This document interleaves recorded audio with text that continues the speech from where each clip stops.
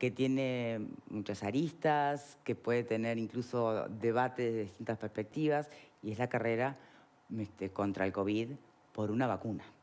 No es por una cabeza, por una vacuna realmente, ¿no? Y a veces un día lees la prensa y quien está más cerca pareciera ser China, al otro día es Francia.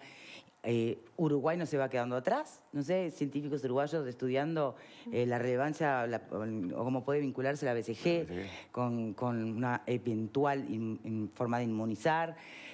Hay mucho por saber por estos días, por aprender, demasiado para leer, y eso también es un desafío enorme: qué seleccionamos, qué no, qué es información válida y qué no. Bueno, para eso nos va a estar acompañando justamente en instantes nada más el médico infectólogo Henry Albornoz, que además integra el equipo de los científicos que hoy son la referencia fundamental para el gobierno, para diseñar sus políticas, ¿no? Que pasen primero por la observación sanitaria. Repasemos la información hasta el momento y después vamos con el infectólogo.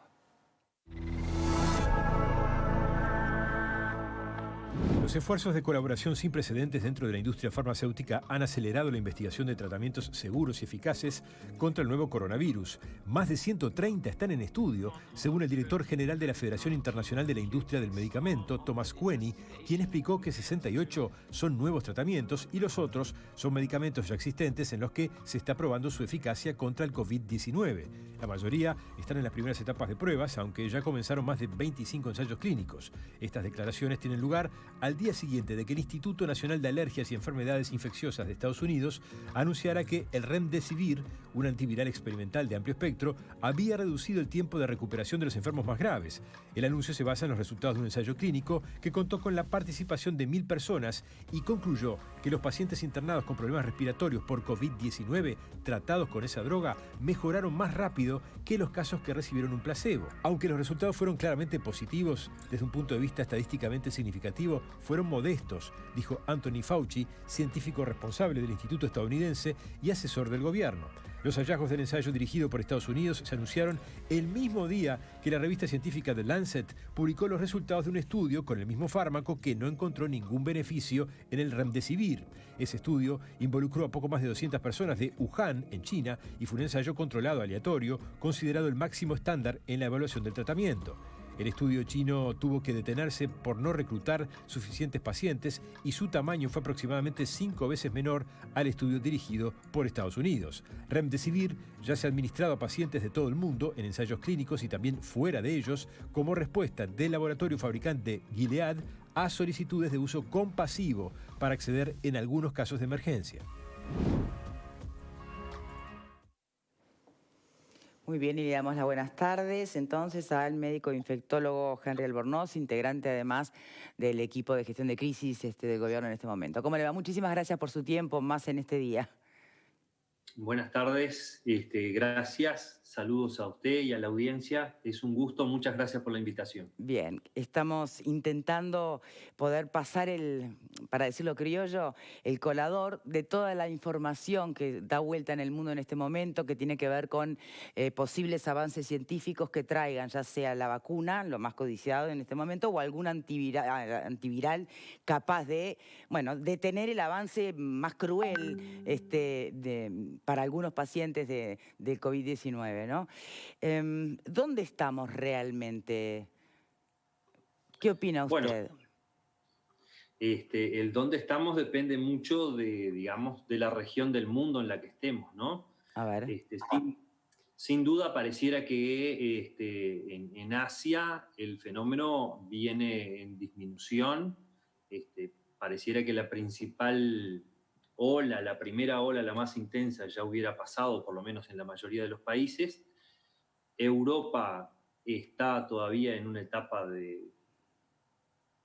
yo diría todavía en plena ola, empieza a descender en algunos países, pero cuando vemos que eso ocurre, también ocurren variaciones diarias en las cuales en algunos países desciende el número de casos un día, pero vuelve a aumentar en los otros días. O sea que yo diría que Europa todavía no pasó completamente por el fenómeno. Y bueno, Estados Unidos está con el fenómeno plenamente instalado. Y en América del Sur tenemos situaciones relativamente diferentes. Uno diría que Brasil, Ecuador y algunos otros países están con una situación del problema instalado en forma bastante importante.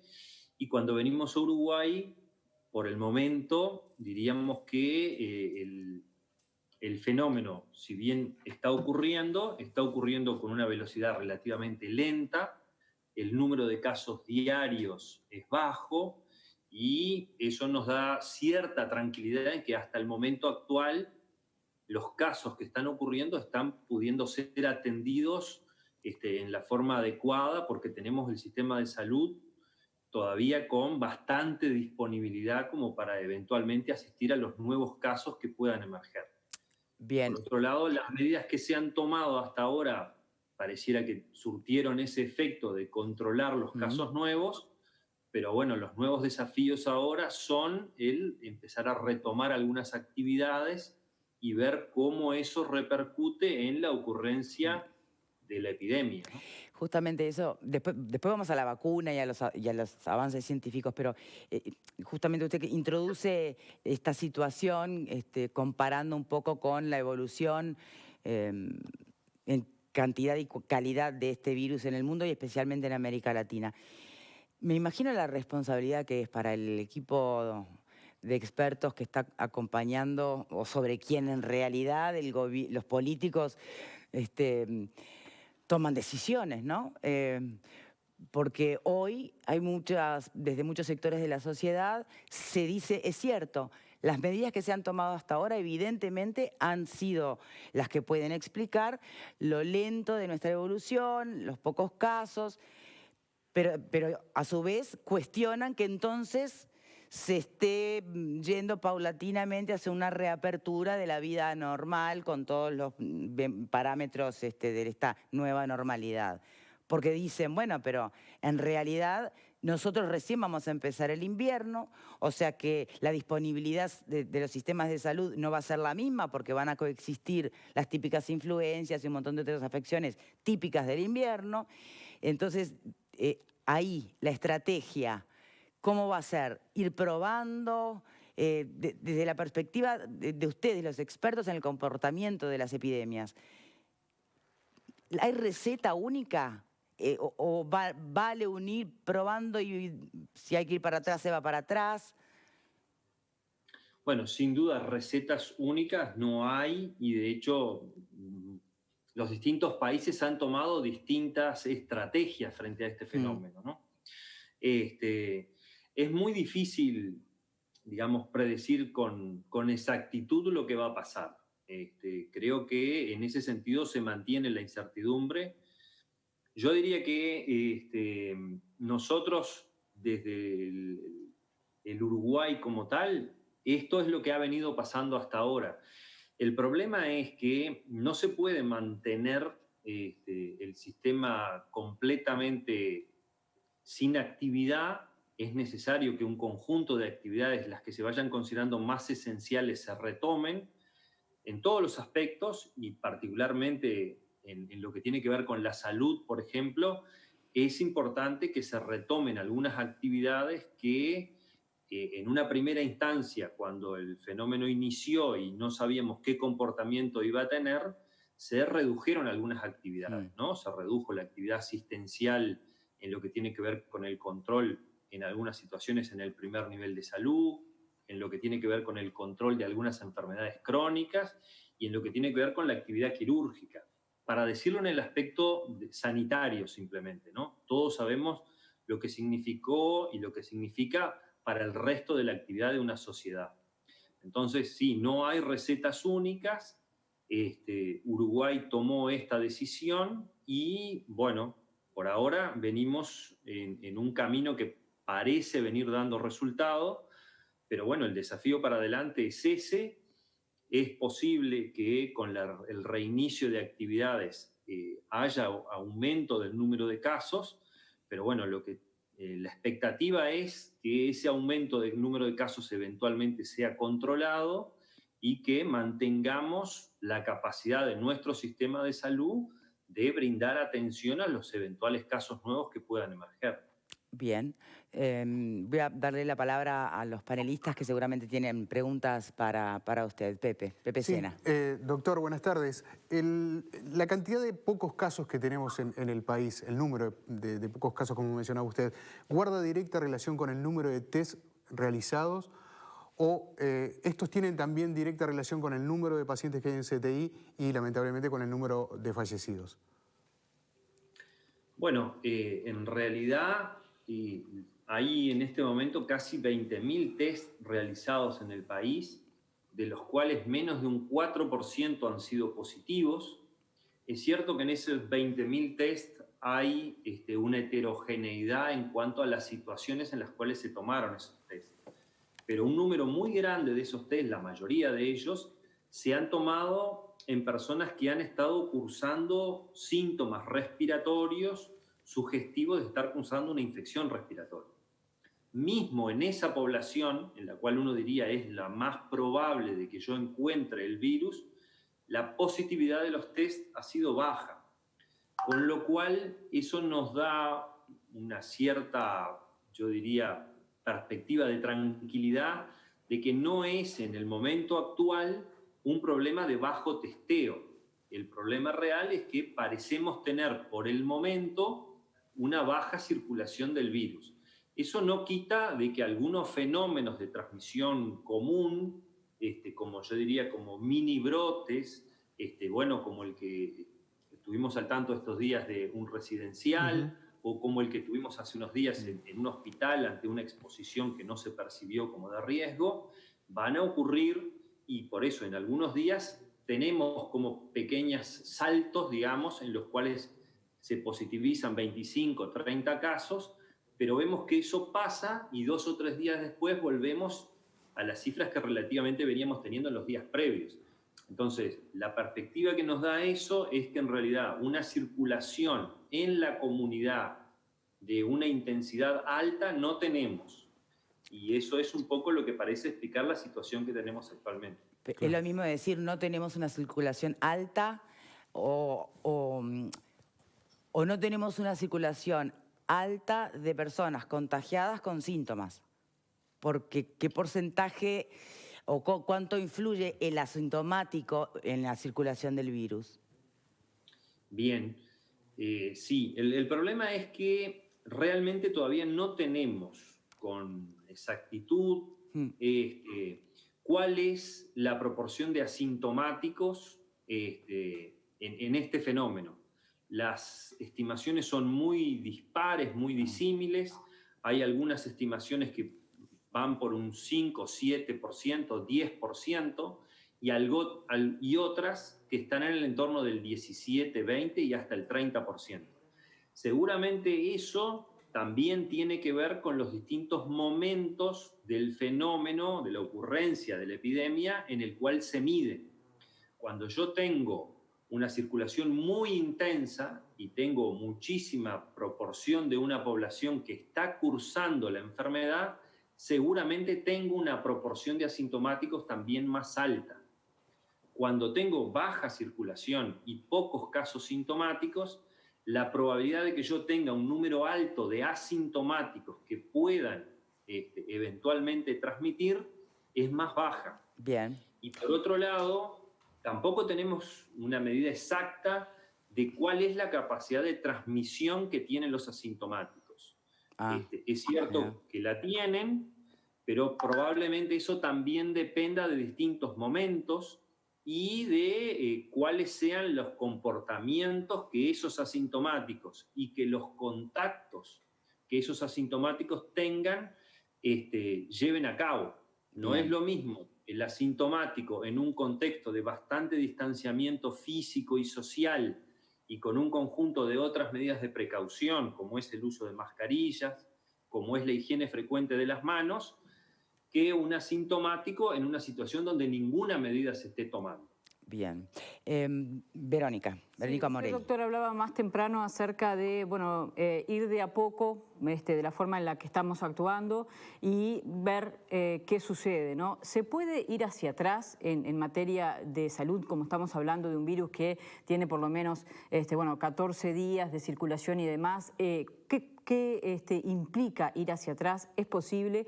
¿Y cuándo es que se encienden esas alarmas en este camino que venimos, ¿no? ¿Son la cantidad de casos positivos, la cantidad de fallecimientos?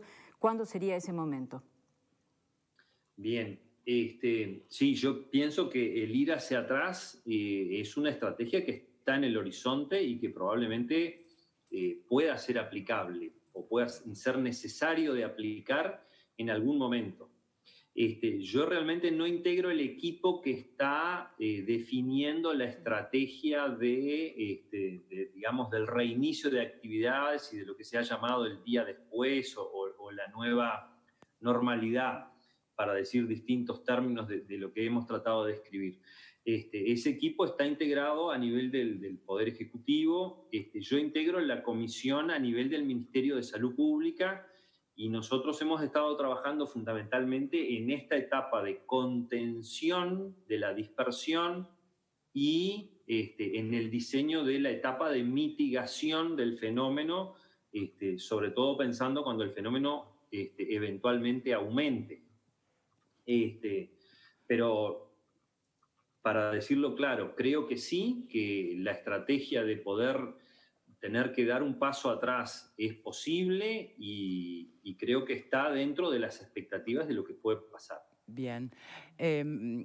Hasta donde hemos entendido, la ciencia obviamente nos excede a quienes no estamos especializados en esto, la estrategia aplicada o elegida por nuestro país y muchos tantos otros se sostiene en el argumento de la inmunización, es decir, que se vayan contagiando de a poco, tiene lógica para no saturar el sistema, siempre y cuando consideremos que el que contrajo la enfermedad después no va a volver a contraerla y va a quedar inmune. Si no, es un loop que in eternum, donde cada tanto se va a ir saturando el sistema. Ya hoy la ciencia tiene certeza de que nos quedamos inmunizados una vez que contraemos la enfermedad, o todavía no se puede decir a ciencia cierta. Bien, eso que comentabas es lo que tenemos nosotros como el modelo habitual de los procesos infecciosos y de las infecciones virales. Ese modelo es el que conocemos de otros virus respiratorios y de otras infecciones virales, y es el modelo que más tomamos como ejemplo fundamentalmente a partir del virus de la influenza, que es el virus que ha tenido comportamientos pandémicos como este y el que más conocemos.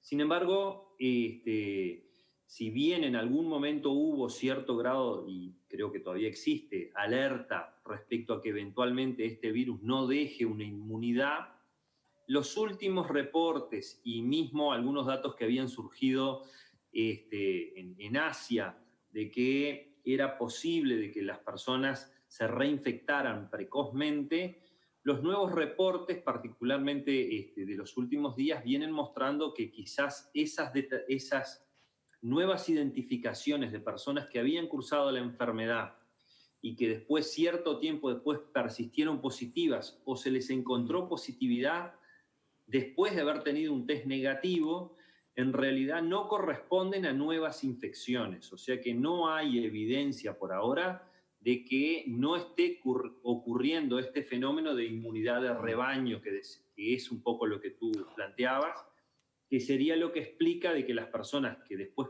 que cursaron ya la infección tienen una baja probabilidad de volver a cursar la infección en un periodo determinado corto de tiempo. Eso es lo que los vuelve inmunes y es lo que en cierta medida limita la circulación del virus, porque alguien que ya tiene una inmunidad y si esta inmunidad es protectora, ante un nuevo contacto no va a volver a desarrollar la enfermedad. Bien. Eso en algún momento pudo estar puesto en duda, fundamentalmente en reportes de Corea y Hong Kong. En estos últimos días han salido autoridades propiamente de Corea a decir que seguramente la interpretación que deberíamos darle a ese fenómeno es más bien a una persistencia del material genético del virus en las secreciones respiratorias, que puede durar por un tiempo largo, sin necesariamente eso estar indicando que ese material genético traduce que la persona tiene partículas virales infectantes. O sea, su capacidad de contagio. Exactamente. Bien. O sea que esas personas que pueden persistir largo tiempo... Sí, como te queda en la no- sangre, no sé, la mononucleosis, ponele. Por un Exacto. tiempo. Bien. Particularmente, en este caso, partículas de material genético del virus, que es lo que se identifica cuando hacemos un hisopado nasofaringio Bien. y buscamos por medio de PCR eso, ¿no? Vamos a la vacuna, doctor. ¿Qué tan lejos estamos? Yo entiendo que además somos Uruguay, América del Sur, a menos que la garra charrúa genere otro maracanazo, es posible que, bueno, la vacuna surja un poco lejos de casa, ¿no? O sea que para que le llegue al mundo entero, no sé de cuándo estaríamos hablando. Pero usted que tiene analizado el tema, ¿quién lidera en esto? Porque todos los días uno abre el diario y ve que van cambiando los países.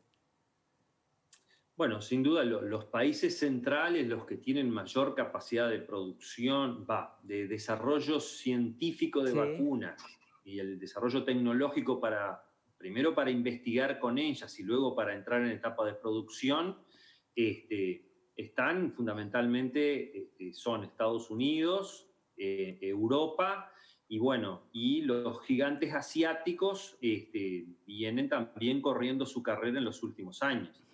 De hecho, bueno, hace pocos días hubo la publicación de que en la Universidad de Oxford se estaba produciendo, o tienen ya un modelo de vacuna, y de hecho lo pusieron en producción, cuando en realidad la evidencia por el momento es simplemente en monos, y faltan los estudios clínicos en humanos para demostrar la seguridad y la eficacia de esa vacuna, pero paralelamente a que se desarrollen esos estudios ya se pusieron en producción, si no recuerdo mal, en torno de 1 millón de vacunas. Y algo similar aparece ahora respecto a otro productor de vacunas en China. Esas cosas, digamos, seguramente están ocurriendo en una forma mucho más acelerada de lo que han pasado para otras enfermedades infecciosas. Pero la expectativa real de tener una vacuna que esté disponible para uso masivo en la población, no debemos tenerla a corto ni a mediano plazo. Bien. La presión de la pandemia en sí misma debe dejar al mundo tranquilo de que igual en esta carrera por llegar primero, los laboratorios no se van a saltear ninguna etapa, ¿no?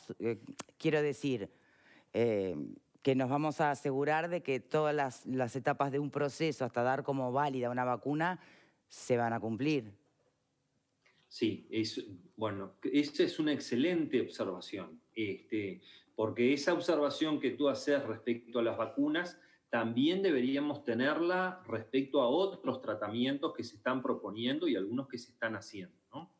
De hecho, no tenemos ningún tratamiento efectivo demostrado y corremos el riesgo de, con algunos tratamientos que no están demostrados, eventualmente que el riesgo de daño con esos tratamientos sea mayor que el eventual beneficio.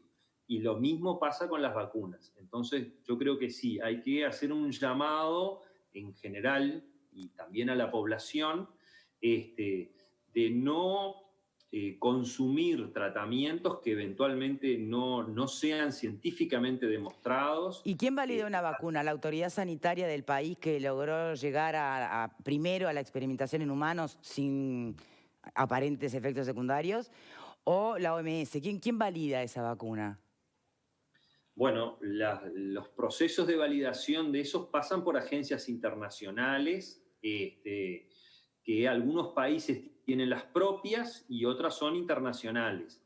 De cualquier manera, la Organización Mundial de la Salud no va a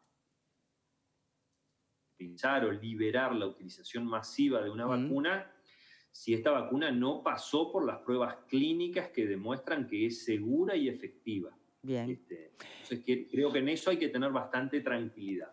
¿Qué esperanza tiene sobre los estudios que están haciendo científicos uruguayos sobre la capacidad de que la vacuna BCG atenúe el contagio del coronavirus? ¿Y qué significa eso, que atenúe el contagio? Bueno, es una hipótesis bastante interesante.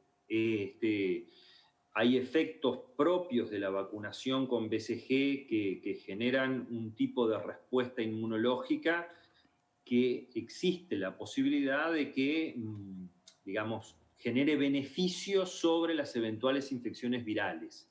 Y sobre esa hipótesis es que se basan estos estudios. Pero también, por el momento, es una hipótesis de trabajo interesante, pero que hay que demostrarla. Y todavía no tenemos la demostración de eso, ¿no? Bien. Pero, bueno, trabajar sobre ello creo que es importante porque, digamos, agrega un elemento nuevo a un fenómeno para el cual todavía no tenemos muchas respuestas. Bien, vamos a tratar de apurarnos porque siempre cuando nos excedemos del tiempo se puede pasar, sí. Una consulta y disculpe las imprecisiones. Si yo no entendí mal, como que el formato del virus que está en China es distinto que el que está acá. En ese marco, ¿la vacuna que se descubriera en China o se aplicara en China nos serviría a nosotros? Bien, es una buena pregunta. Sí, el tema es así. Este es un virus, todos los virus, pero particularmente este tipo de virus, tienen la capacidad de presentar mutaciones en la medida que van circulando en la población. Mutaciones no quiere decir nada más que tiene algunos cambios genéticos, algunos de los cuales son significativos y generan cambios reales en el virus, y otros son mutaciones que tienen poca manifestación en el comportamiento del virus. En realidad, si bien hay variantes genéticas y los estudios mismos que se han hecho acá en el Uruguay han mostrado que hemos tenido ingreso como de distintas subtipos del virus, digamos, o variantes genéticas del virus, eso no significa que necesariamente el virus se comporte distinto frente a la vacuna. Si se logra una vacuna que tenga sea suficientemente amplia en su respuesta, efectiva, que sea segura y que logre una respuesta inmunológica contra algunos de los componentes más estables del virus, es esperable que esa vacuna sea efectiva contra las distintas subvariantes del virus, digamos, que eventualmente puedan ir emergiendo. Bien. O sea que si bien es un desafío y es una cosa que puede pasar, hasta el momento no parece haber sido muy significativo estos cambios genéticos que ha tenido el virus respecto a la capacidad de generar variantes muy distintas en cuanto al comportamiento de la respuesta inmunológica en los seres humanos. Bien, la última, Pablo. Sí, doctor, habida cuenta de que, bueno, que se entiende que la vacuna no va a llegar de pronto dentro de un año aproximadamente, o quizás un poco más, todos los países están lógicamente preocupados por la respuesta de su sistema de salud. En América Latina, hablando de México para abajo, Uruguay, si mal recuerdo, está solo por encima de Chile y Costa Rica en cuanto a lo que es la tasa de letalidad. Estamos hablando de un 2,5% con Nicaragua que anda en un 23%. ¿Cree usted que eso refleja o puede dar un poco de tranquilidad a los uruguayos a los efectos de decir que el sistema de salud uruguayo está respondiendo en forma contundente ante esta pandemia? Bueno, lo que pasa es que nuestro sistema en este momento está, yo diría, como relativamente, valga la palabra, hay que aclarar bien que es en este momento relativamente holgado respecto a la respuesta, ¿no? Se tomaron un conjunto de medidas que llevaron a liberar camas de cuidados generales y de cuidado intensivo, y esas camas hoy están mayoritariamente libres porque el comportamiento que ha tenido el fenómeno hasta ahora ha sido muy por debajo de lo que eventualmente en un principio se pudo pensar. O sea que en ese sentido la respuesta que ha tenido el sistema de salud nuestra es buena porque tenemos todavía una amplia disponibilidad y deberían ocurrir bastante más casos para que llegáramos a una situación de saturación del sistema. Bien. De cualquier manera, la letalidad, así como fue dicho, entre los distintos países, no responde solo o esos distintos valores, no responde solo a las capacidades del sistema de salud. En eso hay que tener un poquito de cuidado, porque en realidad gran parte de esa diferencia en la letalidad que vemos está en qué parte del fenómeno estamos viendo. Los países que han logrado detectar la mayoría de los casos que realmente están ocurriendo son los que tienen letalidades más bajas. Por el contrario, los países que solo están detectando los casos más severos, los que están siendo internados y no están logrando detectar los que ocurren en la comunidad o no están logrando confirmar esos casos, basan sus datos de letalidad solo en la parte que están viendo del problema. Entonces, si uno solo está viendo los que ingresan a los hospitales y los que tienen las formas más severas, está calculando su letalidad en base a un grupo de mayor severidad. Y entonces esos países son los que tienen letalidades más altas. Por el contrario, los países que son muy amplios en la detección de todos los casos y registran casi que todo lo que ocurre realmente, son los que tienen letalidades más bajas. Está muy claro. Doctor, de verdad sería un placer poder seguir, porque tengo una lista enorme de preguntas, supongo que nos pasa lo mismo a todos, pero tendremos tiempo, habrá tiempo para seguir consultando a los especialistas en este momento y en especial a quienes están tomando decisiones que van a influir en el conjunto de la población del Uruguay. Muchas gracias, Albornoz. Bueno, encantado de las órdenes. Muchas gracias. Hacemos una pausa y ya venimos.